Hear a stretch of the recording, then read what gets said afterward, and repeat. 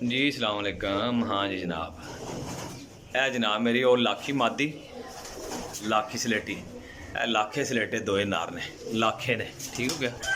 Check करो जी, ये ए वो मादी सी जे, ए देखिए ते ए दोए नार ने, चेक करो जी माशाल्लाह।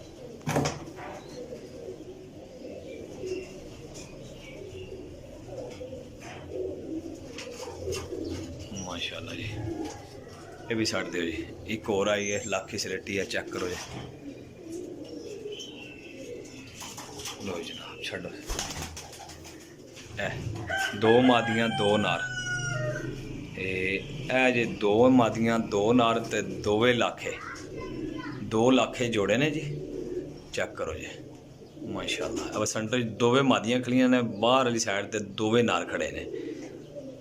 Number 0307 1539 639, call and WhatsApp cargo all Pakistan, location Sarai Alamgir Jhelum.